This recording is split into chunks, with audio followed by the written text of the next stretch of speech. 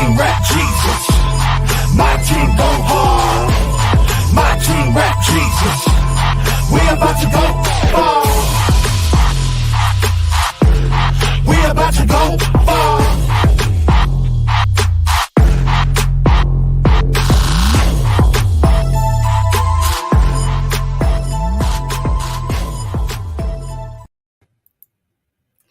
Hey everyone, thanks for tuning in to another episode of Fervently Creations Marketplace Ministry. Marketplace Ministry, I love the sound of that. You listen, everybody's not called to the pulpit. Some of us are called into the marketplace, right? So for those of us that are called to the marketplace, how are you actually using it? When I say marketplace, I'm talking about those 7 mountains, y'all. Listen, some of us are called into education. Some of us are called into family. Some of us are called to religion, but some of us are also called to business, media, art, whatever it is. Like, how are you actually, politics, how are you actually allowing God to use you into the mountain that he calls you to, right? We have to know exactly what to do with the platforms and that he's given us. I think of Peter, and I think of Jesus once he had used Peter's boat, right?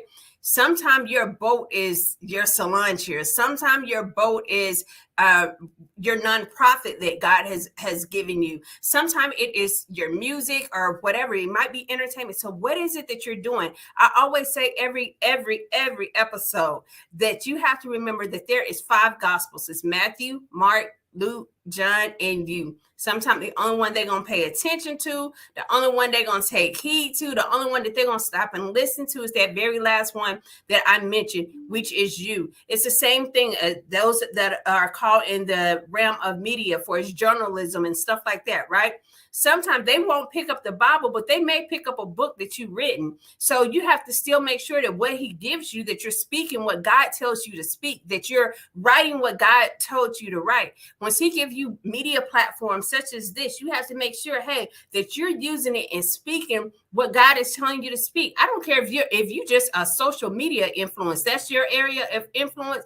Make sure that you are actually spreading the gospel. Make sure that you're getting the word out there. And so oftentimes we will talk about everything else, but we shy away from talking about God. We'll talk about football all day long or whatever, but we will shy away from talking about God. Let me tell you, we're right now in the fourth quarter of the year, right? One thing that I've been saying like ever since we hit the fourth quarter was like, hey, games are won in the fourth quarter. Listen, I'm from down south. I'm an Alabama fan. I'm in Alabama. So of course I'm an Alabama fan or whatever. And I understand that once you play Alabama, you got to play them all 4 quarters, right? Well, that's the same thing once it comes to life. We can't give up or whatever and say, in the new year, I'm going to start off this and another. Listen, games are won in the fourth quarter. What are you doing in the fourth quarter? Once it comes to family, once it comes to your business, once it comes to entertainment, once it comes to your nonprofit, whatever it is that God has you doing, if he's called you to the youth, what are you doing during this time of year, especially once our youth are the ones that are really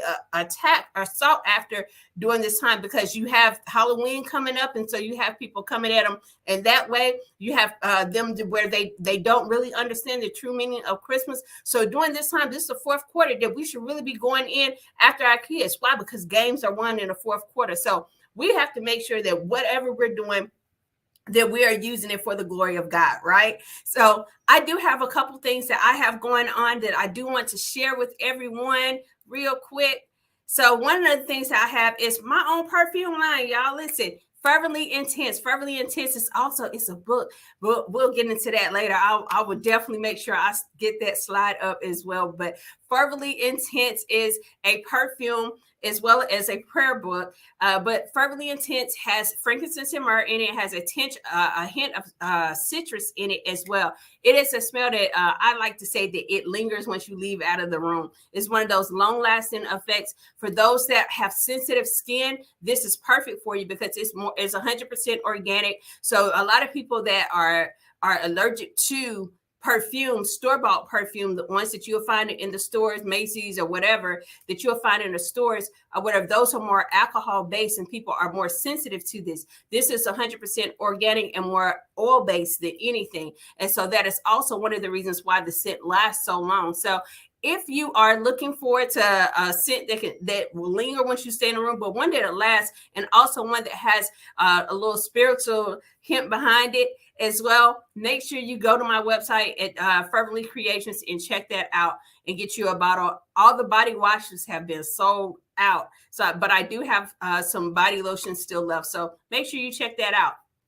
Next thing, write with me. Come on, y'all, write with me. Tell me your story. Once you went through that test, how did you come through it? Once you went through the test, once God began to test you in your marriage, once he began to test you on your job, once he began to test you in your ministry, once he began to test you in your business, once he began to just test you in life, period.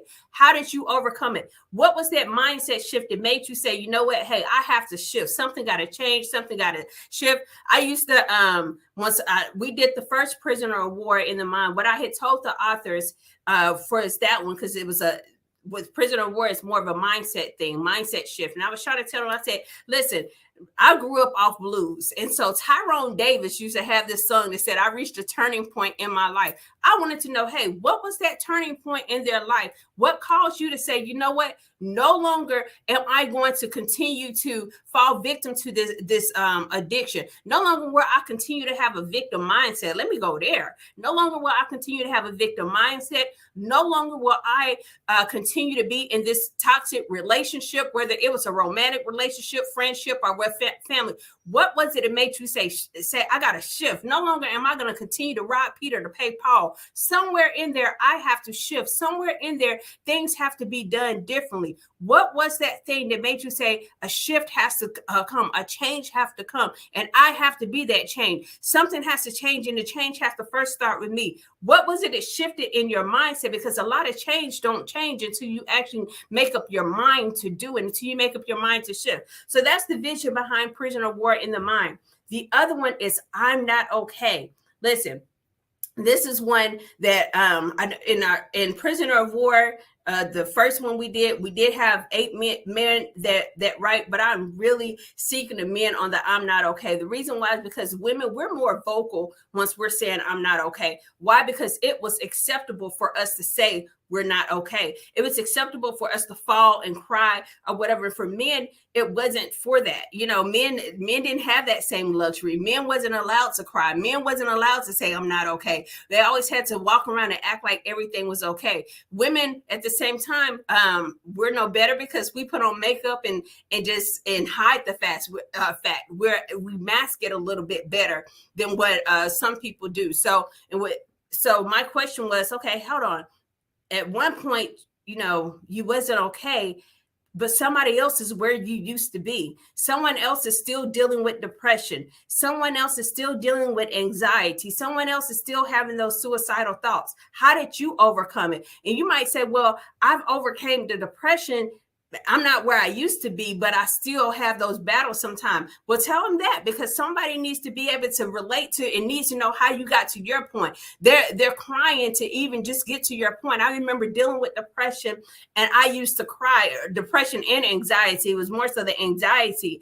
And I used to cry and just say, God, I just want my mind to rest. I just want my mind to be still. I just wanted to not think of certain things, and it'd be like just my mind would just race. It would race and it would run all day.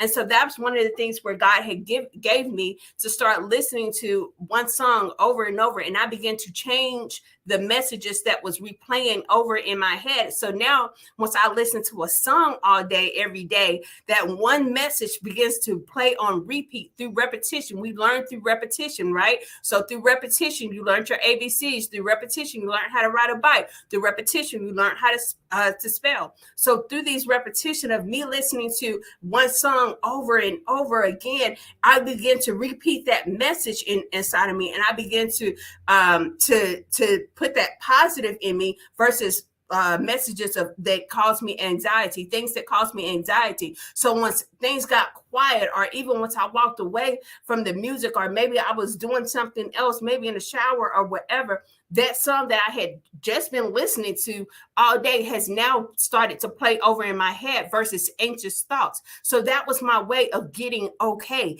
That's how I came. That was one of my methods of coming out of anxiety. That was one of my methods of dealing with the depression. That was also a method that I used to help shift my mindset from toxic thinking, stinking thinkers. You know, your thoughts begin to lead your future. We are in a voice activated society. So those are some of the things that I have coming up. I would love for you to be a part of the anthologies. Make sure you go to my website as well. All the information can be found on my website at www.ferventlycreations. Reach out to me if you have any questions on that. So, y'all know what time it is. It is time for the word. I love the word. Hold on real quick before I mention it. Listen, if you want to be a guest on the show, if you would like to come in and tell me, hey, Prophetess Tish, I see some of the things you got going on, but let me tell you what I got going on. Let me tell you what God is doing in my life. If you want to come on here and just brag about God a little bit, I would love to hear about it. I would love to sit and talk about it with you. And so again, my website, go to where it says TV and show opportunities, and you'll be able to schedule your interview to be a guest on www.ferventlycreations.com. All right. Now, with that being said, let's go to the word. So coming from John chapter 16, verses 33, it says, I have told you these things so that in me you may have perfect peace and confidence. In the world you have tribulation and trials and distress and frustration. Come on, y'all, the world. But be of good cheer, take courage, be confident, certain, undaunted, for I have overcome the world. I have deprived it of power to harm you and have conquered it for you. Y'all listen, this verse, it just does something for me. Once you think about it, once we are going through and we got our anxious thoughts, or once we feel like life is just tossing us every which way, once we feel like how it said in this verse, it said the tribulations and the trials and the distress and the frustration, there's a part where we can say, you know what, hold on, let me be of good cheer. Let me be of good courage. Let me take confidence. I love the Amplified version because it breaks that good cheer down. Let me take courage. Let me be confident. Let me be certain. Let me be undaunted. Let me be unmoved in the fact that God has overcome the world. So what I'm going through is just temporary. This is not something permanent, especially those that are suicide and stuff. We're in the holidays month, right? So even in the holidays, you have to realize I still got to be of good cheer. You know, things may not be perfect. I know holidays around that time, you do hear more talks of suicide. You have more people feeling lonely or depressed or so around this time. Be of good cheer. You know what I'm saying? It's you have to remain positive in it and know that, hey, God has came and he has overcame whatever it is that you're going through. God has already defeated. It's already a defeated foe. The enemy is a defeated foe, right? Whatever it is that you're enduring, whatever it is, the hardship, the financial stress, whether it's a marriage issue, whether it's just, you know, a loss of job, maybe you're just struggling mentally. You have to say, you know what, I can take courage in the fact that God has already came and he has already overcome this. He have already deprived it of his power, so it cannot harm me. It can't do no more to me than what God is going to than what God allowed. And in the process of me going through the tribulation, in the process of me going through the trials, in the process of me going through the distress, in the process of me going through the frustration, in that process, I have to say, you know what? There's already victory in here. So God, show me what it is that you need me to learn from this lesson so I don't have to repeat it again. And sometimes we take a test or whatever, we go through those tests and trials and stuff, and we have to repeat the test. Why? Because we didn't learn the lesson in it. Is we already have victory in it, but are you learning the lesson? Why? Are you actually understanding what the assignment is once you're going through that trial, once you're going through that test, once you're going through that tribulation, once your money looks funny, once your spouse is talking a little strange, or once your kids and got a little mouthy, or when your boss is your boss or whatever, it looks like they're promoting others above you, or once it comes to your sales and your sales have dropped, your numbers have gotten low. What are you doing to be of good cheer? What are you doing to be of good courage? How are you taking confidence? Are you taking confidence in yourself? Because you're taking confidence in taking pride or confident in yourself or whatever, and solely yourself. Let me put it that way, because we do have to encourage ourselves. But once you're putting full confidence in you and you alone, then come on now, it's not going to work. And so you have to say, you know what? I put my confidence in God. I put my hope in God. I put my trust in God. I take courage because I understand that he's already overcome this. Whatever I'm going through, whatever it looks like, whatever it seems like, it's already defeated. I'm already victorious in this. And we have to understand that we fight from a place of victory and not from a place of defeat. Earlier I was mentioning football, right? One thing that once it comes to Alabama, I know we're having a rough season this year, but you know, one thing about Alabama, for the longest, we fought from the position of being champions. And so once people had fought us, they always gave us once people play us still to this day, even with us on the rough season, they play us giving them their best. They're going to play us to their best. But even with that, we always have to fight from the position of being national championships. And even then, we're still fighting from the position of national championship, of repeat national championships. And so from that, I have to say, you know what? I fight as a champion. I fight as someone that is already victorious. I fight as someone that has already won a battle. I fight as someone that has already overcame this. And so that is how I look at this, and I'm like, man, you know what? He's already overcome it. The battle's already won. This is how we think of. We have to change our mindset of how we see our situation, how we see certain things. And so I'm excited. I'm to see if my guest is ready. Let's see. How are you doing? What do you have to say about this verse? Wow, you said so much. What I do want to say is we can't lean to our own understanding. How we feel the situation is going, how we feel it's going to turn out. We can't worry about that because he said, battle was mine. He takes the battle. We just caught in between. It's a battle between God and Satan, and we just in between. And he tried to use his pawns to get frustrated, get discouraged. But God already won this thing 2,000 years ago. We just waited for the time. So I just want to encourage the people, let them know, like he said, don't be daunted. Don't be frustrated, because the ending is going to work out for your good. He didn't say some things. He said all things work together for your good, as long as we trust God and not lean to our own understanding, because we get caught up in his flesh, and his flesh don't like to deal with anything. The flesh don't like to deal with no trials, no tribulations. They didn't want the easy way, the microwave way. Do it real quick and easy. But as you stated earlier, when you go through something and you fail the test, you got to repeat that test. But if you hold on, be of good cheer. Understand, Paul said, I counted worthy that he chose me to go through these things. Why? Because he know I'm going stronger. I'm getting more developed. I'm getting wiser. And when I pass this test, I'm going on to the next, and I'm going to be victorious, because God said he already won the war for me. So that's what I get from that. And I think God, what you said, very empowering. Yeah, I was just simply talking about the test, and I thought about it. I was just like, once you go to test drive a vehicle, you're only going to test drive the one that is pleasing to your eye, the ones that something that you actually take value in.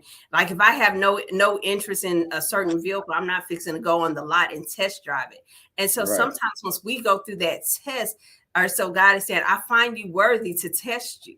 I find it, I look at it like a vehicle, I find it worthy to put you to the test to see if you're worthy to carry what it is, or to carry my mission forth. Are you worthy enough to do it? And so once it said all things, so even in the testing, even in the trials, even in the tribulations, even in the distress, even in the frustration, it's like, you know what, God, for some reason, he found me worthy enough to say, hold on, let me put her to the test, just like he did with Job. He told Satan to test Job. He said, try my servant Job. And so sometimes he said, hey, try my servant Tish. Try my servant. I want to show you, hey, that she might get a little weak, but I promise you one thing, she ain't fit to curse me. She ain't fit to curse my name. And they're like, watch.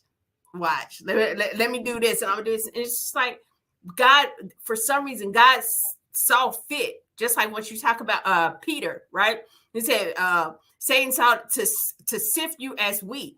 Once they sift something as wheat, they're shaking it violently. They're shaking it violently. God saying, hey, Satan have laid his eyes on you, and he wants to shake you. He want to shake you to your core. He want to cause loss after loss, whether it's financial, whether it's a loved one, or whatever it is. He wants to sift and say, can I shake you to your core and you still remain? That's right. That's right. It brings me back to the scripture when he said, lay your burdens at my feet. A lot of people don't really trust God like they say they do. Mm-mm. The Bible said they honor with their lips, but their hearts are far from me. Yeah. So what they do is when they go through trials and tribulations, they quickly give in and throw in the towel. Like Lot's wife, she wasn't ready to go for it, so she had to look back. They wasn't ready, so they're not ready to throw in the towel. So when they honor with their lips, they tell God is good, God is great, God can do this, God, and they're good to encourage someone else. But when it comes to them themselves, their hearts are far from it, and they faint because they practice speech of church, they practice etiquette, they practice these things. But when the test comes for them, they're not prepared for it. They don't have a whole armor. No, and that's so true, because a lot of times we speak it, and even with Christians, we have to realize, like, once we're not going through things, we're so quick to encourage and lift and build other people up. But soon as those arrows and them darts and I'm military, bullets and stuff start coming our way, then it's totally different. Once them missiles start being, once we start seeing that red dot on us and realize that we are in somebody's eyesight, or once we're in someone's crosshairs, then it's a whole different story, and something totally different comes out of our mouth. And so we have to realize that people are actually watching that. They're watching to see how you're going through. One thing I say is, like, you can tell, I say everybody a Christian until they get in traffic, especially Atlanta traffic. Like, watch them how they go through traffic. Then you're gonna get a glimpse of how they actually go through them tests and trials. Because I promise you, Atlanta traffic will test your patience. Atlanta and LA, oh my goodness. I've never been to LA, but Atlanta, and I'm not even supposed to try New York. You're from New York, right? Yeah. Nah, I'm not even supposed to try y'all's traffic. I'm just gonna walk. I'm not even supposed to try y'all's traffic. Y'all not fixing to test my faith like that. Talking about frustration, I'm good. I'll walk. We have the New York City Marathon coming up soon, and that's going to be even worse. The traffic is going to be, might as well stay home. Wow. See, I'm going to stay in the South. So we say you're from Atlanta. Can you introduce yourself to the people and tell them a little bit about yourself? All right. My name is Antoine Hilton. I'm from Long Island, New York. I'm a gospel recording artist. I just released a project called Love and Repeat, and the leading single is called God Is, and it's currently charting, and I'm blessed and I'm thankful. I come from a family of 7. My mom has 7 children, 5 boys and 2 girls. And we've been in the church all my life. I'm a musician, a producer, a writer, again, from Long Island, New York, and I'm proud to be from New York. Awesome. So let's talk about God Is. Let's just jump straight into God Is, just because I love the song, right? So you performed this at the Spin Award, right? And I was just like, man, like, this song's about, like, okay. So God Is, once God gave you the lyrics for that, what were you going through at the time, or how did that song even come about? Oh, so my grandmother, she was my pastor years ago, and she preached a message that God is, God can, and God will. And I used that for every aspect of my life. And then when I got, we was sitting in the studio, and I was like, I want the people to feel how I felt when I heard that message. And I put it into a melody. And as I started to write the verse, I said, the first verse is going to tell who God is. The second verse is going to say what God can do. And the last verse is God will do it. So I said, they will have the effect that they need to have if I put it on in music the best way I know how. So that's where it came from. It came from my grandmother. So once you first heard it hit you one way, but once life started hitting you and you actually when did you actually start really realizing, like, man, like God is, God can, and God will? Like, when did that phrase actually start really hitting you and you actually start understanding what your grandmother was saying? So my dad, he passed away my senior year in high school. And my mom, she said to us, she said, you be thinking like, what are we going to do now? My mom said to trust God and believe. And we never went without. And from that point on, she always instill in us that God is who he say he is. So from that point on, it's just been like a light bulb. Trust God because he is who he say he is. And he can do the impossible and he will, only if we just trust him. Wow. Where did your love and your passion for music come in? Well, I come from a family of singers. My mom is a dynamic singer.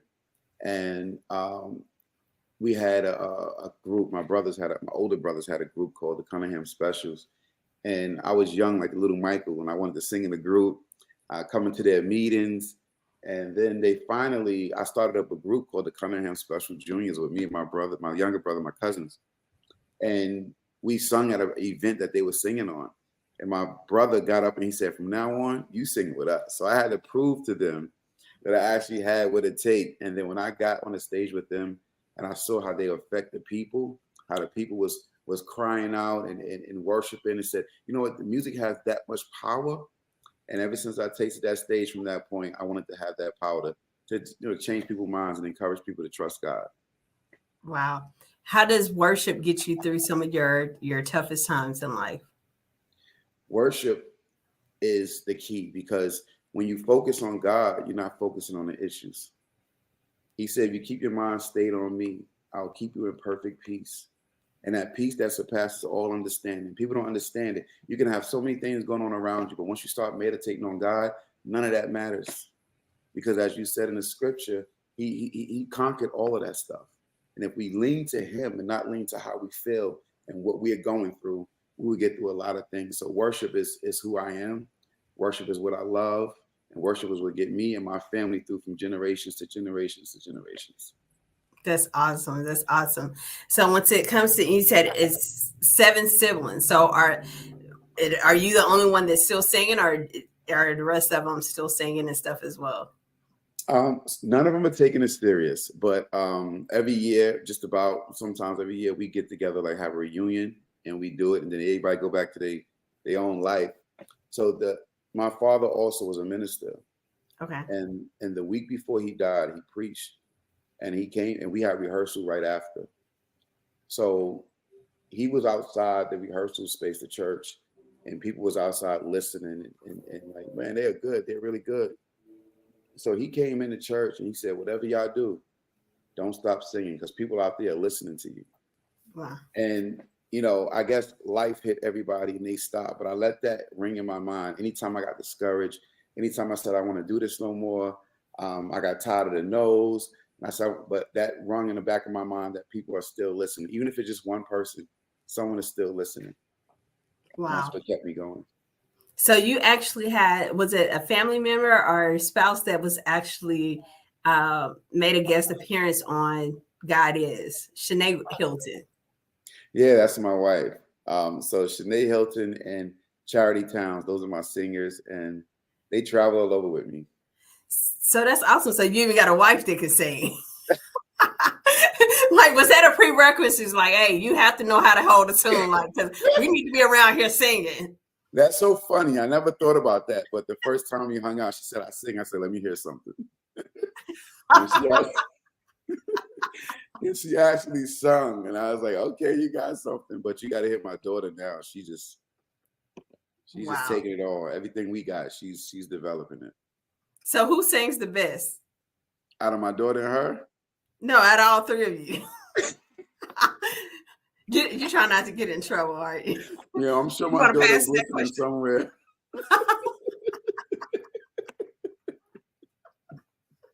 Everybody got their gift, their talent, and the way they do it. That was one of my things when I was younger. Like, I wanted to out-sing everybody when I was younger. Mm-hmm. And then one of my older cousins, who's a great singer, he said to me, don't ever sing for competition. Come on. He said, you sing for the glory of God, and the real you is going to come out. And that's a voice that they never heard. Wow. And that's what I stand on now, because there's some amazing singers out there in this world. And I used to, sit there and be like, oh, I can't do that. I can't, but I can do this. But I can do this. But that lets me know that's what makes you unique in your own self. Yeah, that's once I had first got into ministry, that was one of the best, and I still hold on to that advice, was there's no competition in the kingdom. Mm. There's no superstars in the kingdom. There's no competition in the kingdom, and to remain humble. And so that was awesome. Once it comes to worship, I want to go back to something too that you had said that was very, very vital to that, knowing that you're singing to God and not the people.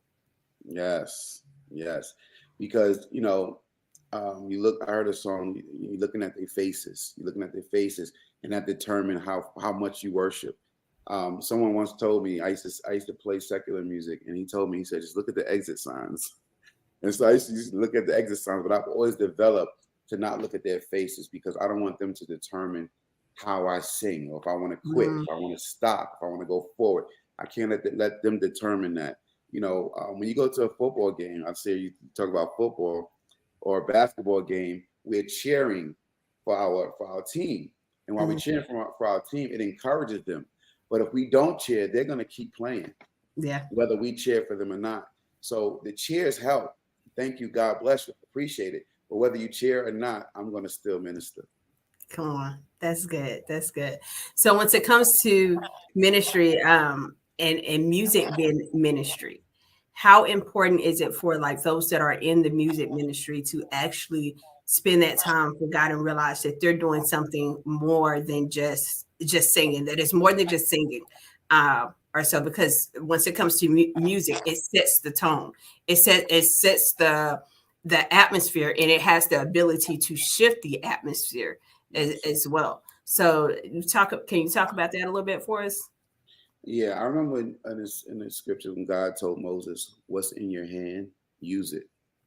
And a lot of people, they when it comes to ministry, they are trying to impress, they're trying to do certain things. But if you have the gift and have the right thing and you use it the wrong way, you might as well not have had it at all.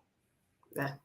Well, what's in your hand, use it. Use what God gave you, and that's it. Don't make nothing up. Don't add to it. Don't take nothing away. Whatever God gave you out of your heart, that's what you minister. Because I've been there where they said, you don't have to sing Jesus so much in your lyrics for people to buy it. I've been there. I was at a radio station here in New York, and he said, you don't have to sing Jesus so much. I'm saying, I can't sing a song about Jesus without talking about Jesus. So a lot of these industry guys, like I said, I went through the secular world when I was younger as well. And they come to songs with Christian songs, and they make them change the lyrics. Music Soul Child, I think he's an amazing artist. He had a song called Love. Yeah. Lord, but they changed it to Love.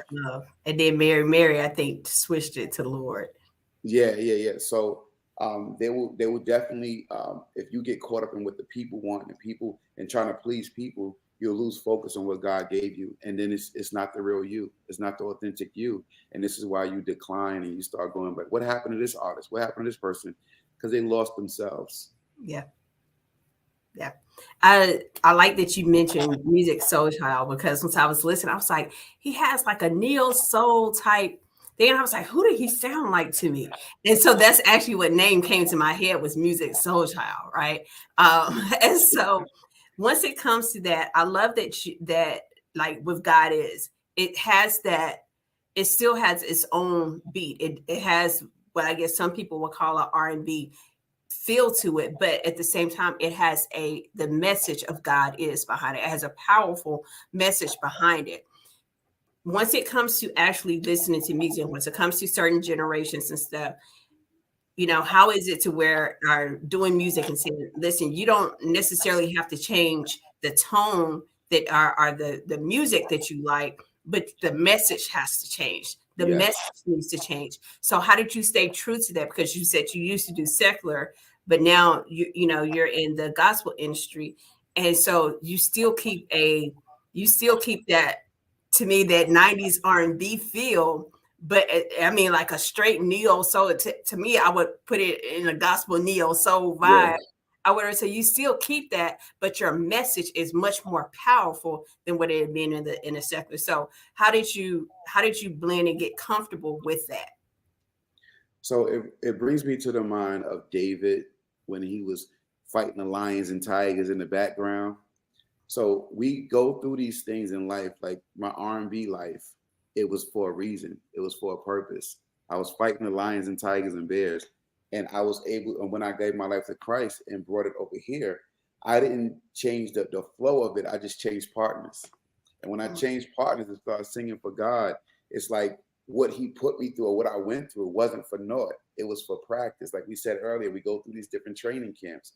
And I needed to take that because the audience that I have is the people that still want to listen to that stuff. But we can give them that stuff with some good message. And that's my purpose. You know, I have a saying, I use bait, born again into truth as an acronym. I use the music as bait, pull them in. And next thing you know, they're like, what did he just say? Because people listen to music first. They listen to the bop, listen to the bump, and then they get into the lyrics. Yeah. So I sneak in there like Satan snuck into the garden. I like that you used to David, because once David came out of from in the field, from out there fighting with the lions and all that stuff behind us, once he actually came in and once Saul tried to give him his armor, I couldn't find any of that. You know what I'm saying? So it's the same thing when it comes, because your worship, your praise is also a way of fighting. You're just like, I can't fight with that. I'm not used to fighting with what you do, how you're fought. That's what He gave you to fight with. But what He gave me to fight with is totally different. It's kind of like with Dave Hollister. Dave Hollister, he did Blackstreet Boys, and then he went into that. But once you listen to once you listen to his R&B, you look and say, oh, okay, you can tell his church roots. But even once he went over into gospel, it was still, you could still hear his still R&B songs or so. You know, the Book of David, like he was able to hear all of that going on. Just like, okay, but he still stayed true to himself, and he used what he knew, what God had gave him. So once you said, hey, that walk was something for me, like it was for a purpose, and that's because during that time, God already knew that He was going to shift you. That He was going to shift what type of music, that He was going to shift your message. But He knew that at the time that He was going to shift you, there was going to be other people that was going to shift, that they wasn't going to want to listen to the Mississippi Mass Choir. They weren't want to listen to Shirley Caesar. They weren't going to want to listen to Dottie people. They weren't going to want to really listen to Kirk Franklin or something. They needed something with a neo soul, because in the world, that's what I actually listened to, was more neo soul. I mean, I was straight Music Circle Child, Erica Badu, Jill Scott, you know what I'm saying, Bilal. Like I'm straight that way. And so once I hear it, I'm like, this is neo soul. And so I think that's awesome that you stuck with what you knew, and you fought with how you knew to fight. So that was awesome. That was awesome. What would you say to other artists that may be struggling in that, to like trying to come over to say, okay, hold on, be authentic to you? What's the best advice that you would give them as up and coming artists? I would say don't lose your voice, because we go by what grandma said and grandpa said, and we say, oh, it got to be this way. No, you have a certain voice that God gave you. You're not going to sound like your grandmother. You're not going to sound like your grandfather. You have a voice that God gave you, and I would use that authentic you, because that's what's going to sustain you in this industry. If you come from that or secular, and you say, you know what, I want to serve God, but I don't want to do the choir music. I don't want to do the, come as you are. Yeah. He said, there's room at the cross for everyone. Come as you are. And the church, they make it seem like you have to be a certain way, and that's what that's what steers people away. But I love the church, like my church, who we accept people are who they are. We don't criticize whatever God do through you, because if you fake it, it eventually go away. Eventually, you're going to be like, you know what, that ain't me. I'm going to give it away. But if you keep them as their authentic self, then they'll sustain. Yeah, that's good. And I think too, like we have to, as the church, we have to stop boxing people in. And so and also be acceptable to the change. And so sometimes we're so quick to call something or demonize something or come against something that we don't understand, or just because it's not what we grew up listening to or how we listen to it. Or so it's a lot of people that do not like the gospel rap, or they do not like, the different genres. Or I don't see how they kind of just put Christian or Christian hip hop in one genre, because I think it still is levels to it, like the neo soul and the reggae. So we have to be acceptable to change once it actually comes into us actually doing what God has told us to do. So what do you have next? Like what else is God actually shifting you in? Well, I mentioned a marathon earlier. I will be performing in front of millions of people out there in New York City, thousands of people. So that's coming up on November 5th. That's amazing. I'm excited about that. We're doing more traveling and singing and touring and things of that nature. And then in January, we're going to release the second single. So I'm excited about that. We're working on actually a Christmas song right now to release at the end of November. So we just staying busy, and also you're the first one to notice. Okay. I'm writing a play.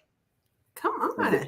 And the play is about me coming from as a young boy, my father passing away, and then me going secular, and now me being gospel and a preacher. So that whole thing is going to be, in script, and I'm going to write a book, and I want to talk to you about that as well. Awesome. That's what I'm in the middle of doing now. I'm excited about that. So once it comes to the writing, where's your passion with the playwriting and the book writing? I'll tell you my whole spiel on that in a minute, but where does that passion comes from? So I went to a play. One of my good friends, she writes plays and she's very successful. And I was trying to get somebody to go with me. I said, somebody go with me. Somebody, please come with me. And I went to the play. No, I couldn't get anybody to go. And everybody loves to hang out with me, but for some reason that day I couldn't get nobody to go. So I'm in the play and I'm watching it myself. And I'm sitting here and I'm like, God, I'm here to support, but you don't do anything for no reason. What is my purpose for being here? And so as I'm sitting there, I'm listening, and I'm like, still didn't get an answer. I'm enjoying, I'm supporting. And as I'm driving home, I said, God, what was the reason for me being here? And he said, write a play. And I'm like, no, he said, write one. So I'm like, is that really him? Because, I'm like really busy. He said, so you like a Gideon too. So then I'm like, okay, God, if it's you, give me the name of the play right now. And he dropped it in my spirit just like that. Just like that. So I said, all right, I got you. I see what you want me to do. So it was more so of like I was inspired by my friend, but at the same token, I want to tell my story because there's a lot about Antoine Hilton that a lot of people don't know. And I went through a lot of, when you have come from a family of church, there's a lot of things that you want to hide and keep under because of who they are and things of that nature. And I want to be a real transparent with the people and let them get to know who Antoine Hilton is. I love it. I think like once it comes to plays and when it comes to writing and stuff, one thing I like to say is that, God did not stop speaking to his people and his people did not stop writing. So in my eyes, I feel like the Bible was still being written. We have our foundation, which is our 66 books. We have our foundation, but God is still speaking just like he was speaking to them. And what we write is led by the Holy Spirit.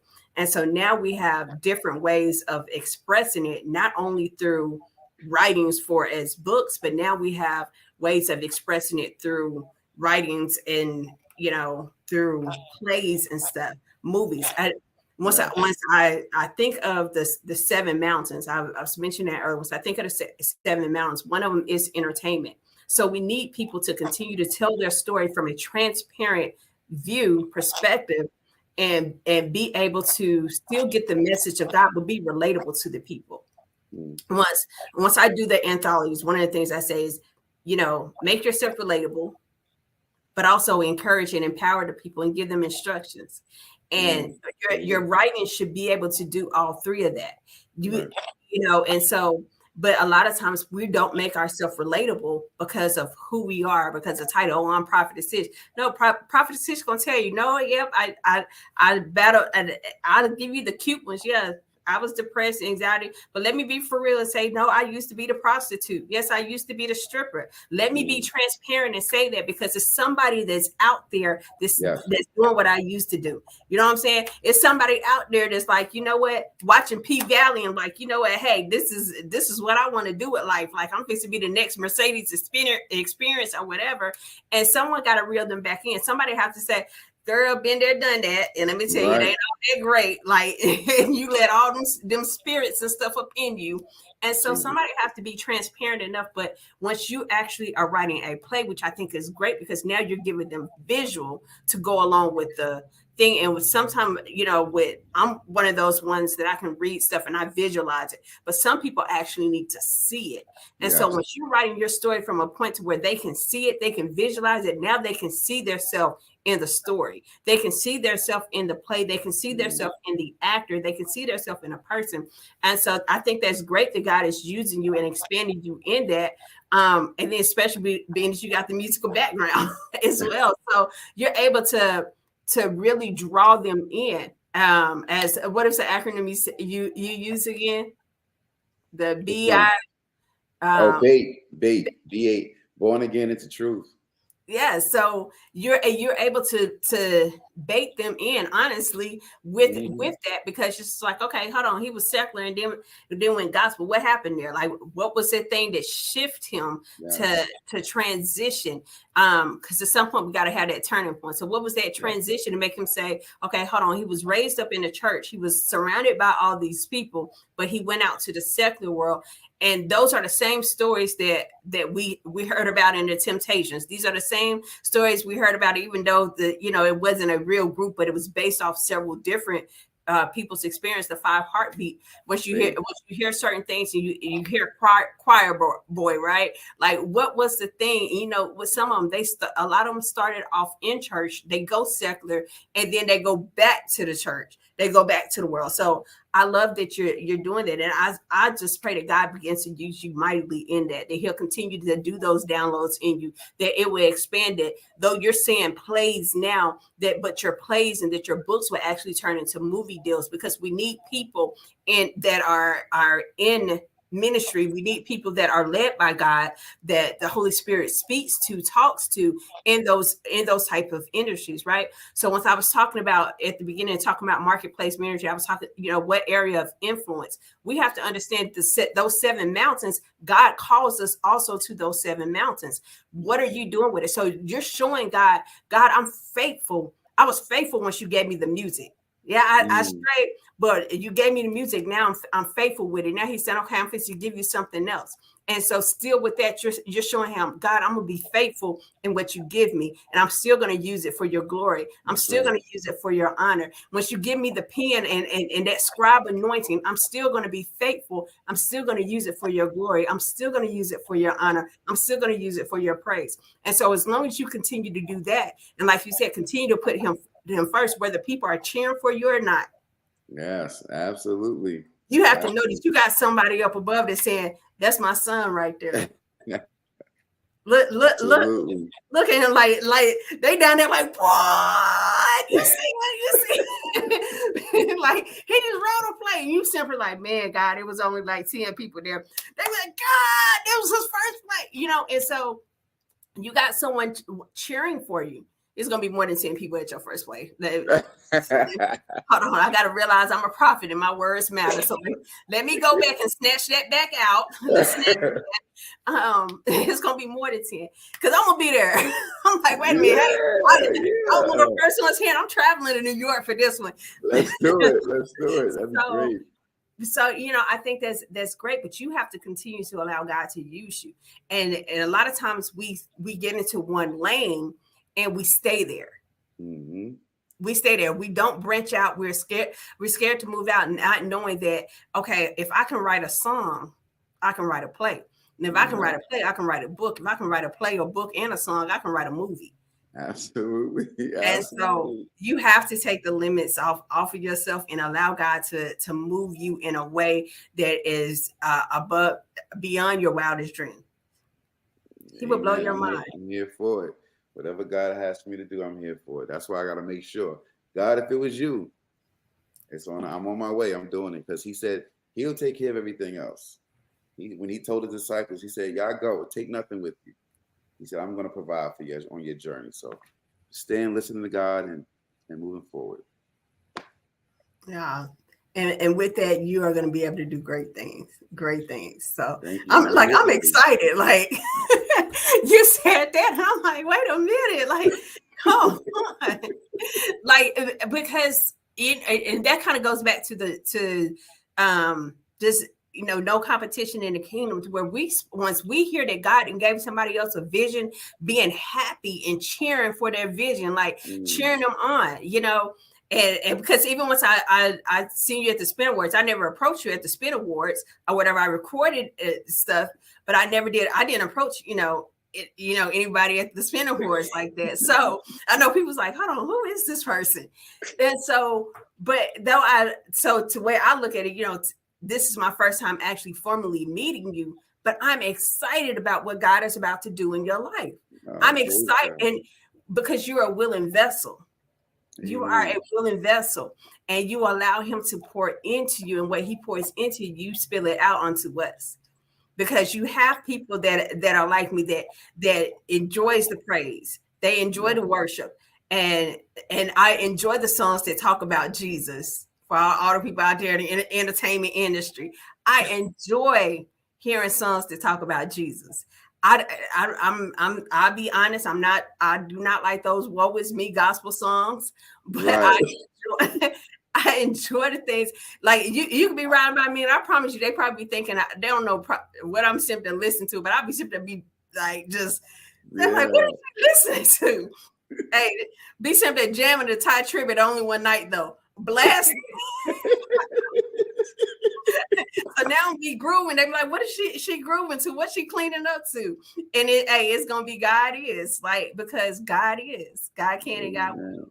So I truly appreciate you, and man, God is about to use you mightily.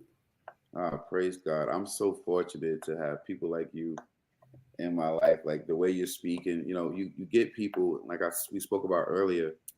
Everything is like a competition, but if we work together, no weapon formed against us will prosper. Yeah. The enemy's biggest and most successful way of tearing us down is pulling us apart. Yep. So if we work together, continue to put God in the center of this, nothing can stop the kingdom. Because right now, the world needs to hear the kingdom, because they're exercising their demonic stuff. They're being more vocal and more open with their stuff, and we can't be hitting no corner. But if we work together and get all corners of this world like God commanded us to do, we can make some powerful noise for the kingdom. And that's the reason why it's so important of knowing your voice and knowing where you're called to and how God is using you in that area of influence. Because some people are called as social media influence. And the reason why God calls them there, because that is where the enemy is at, and he's using and he's spreading his stuff. And so we're out there and we're spreading stuff and we're making sounds go viral, even if the song is talking about Jesus, you know what I'm saying? Like, and we're making things like that go viral. We're taking messages and spreading the stuff. Like, what are we doing to make that message go viral? His message go viral. So we have to know where our area of influence is. And once we find that out, also we have to know who our voice is for. And so that's even once you came out with your music and stuff, you understood who your voice was for. You understood who your sound was for. And a lot of times we don't understand it. And then, as you were saying earlier, we're not authentic to ourselves because we're trying to mimic the sound of someone else. We're trying to copy the sound of someone else. When God said, no, I gave you this sound. I put you in this realm for it, and I need you to do it this way. I needed you to go and experience this part of it. So once you came back, then you'll be able to draw people in. So, man, I'm saying you, God is about to do something amazing through you. So I'm excited. I'm so excited. I'm so excited. So that's awesome. Thank God. Tell the people. Go ahead. No, I was about to say my mom, she loves quartet music. I love quartet music. So we grew up on like quartet. So a lot of the quartet venues still book us on the strength that that's what we grew up on. And you know, people will tell you, well, you gotta do a little bit more quartet because you're doing a little quartet events. I'm saying no. They gotta hear my voice. This is what God gave me, and that's where I'm staying successful. And So it's funny once you mention a quartet because I'm simply and I was thinking I wonder did which they probably did. They got the same heat that the gospel artists are getting today, or so because the quartet sounds like blues. Yes. Absolutely. So once you listen to Canyon Spirits, you listen to Lee Williams, and you listen to to Mighty Clouds of Joy, you listen to all of them or whatever, it sounds like blues. Oh yeah. So that's exactly, so I'm like, okay, they got the same backlash, but the same ones that had got the same backlash that like the quartet music are the same ones giving the new gospel artists in their genre or whatever the same backlash. So it's like, where's the grace at? Where's the mercy? Just I don't know. I don't know if you ever seen the Ray movie. Ray, so he made this music. It was like, it was like music, and it was like, you can't play that in a church. And now that's considered shout music. Yep, it is.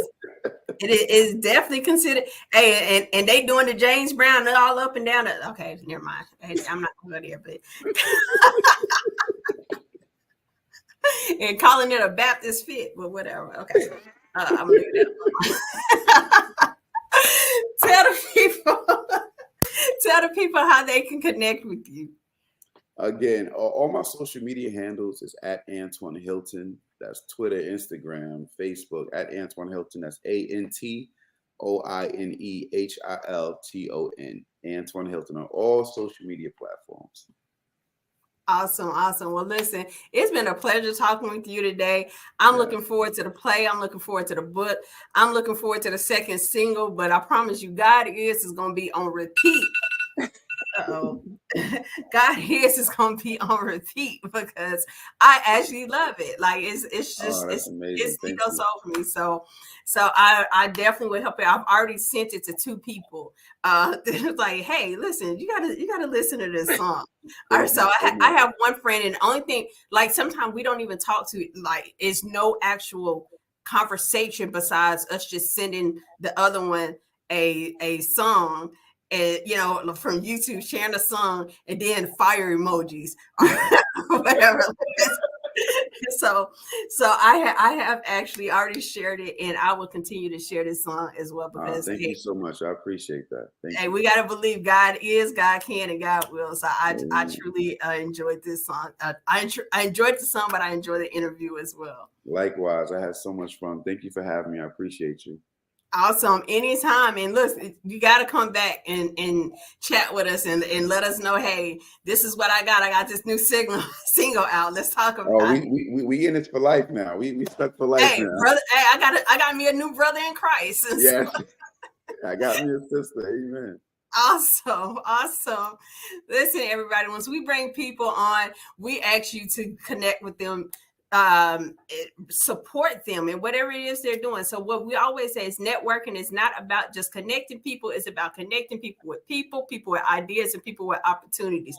Listen, he has an opportunity that's going to bless your soul.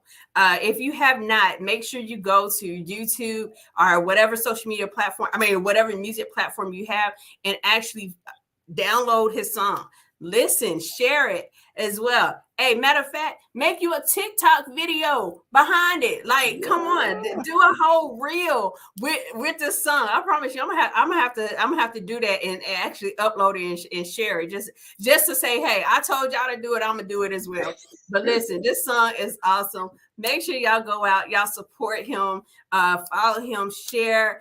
Stay tuned because God is about to take him places that is just beyond his imagination. He thank God is about to open doors. I'm telling you, it's going to be double doors of blessings that is about to be released unto him, that he's about to walk through. And it's going to be like revolving doors, just like he's going to go through one door without the other door. He's not even going to have to reach out his hand to the doors are just going to automatically open for him. Rooms and spaces are about to open up to him. And so I'm excited for what God is about to do in his life. And in that, and mainly because God knows that he's humble and responsible with the gifts and with the places that he's about to place him in. So y'all make sure y'all stay connected to him, cheer him on every step of the way, support him. But most of all, y'all make sure y'all keep him in his prayers, him and his family in his prayers during the time of elevation and expansion. We will see y'all next time. My team rap Jesus. We about to go far. My team rap Jesus. My team go hard. My team rap Jesus.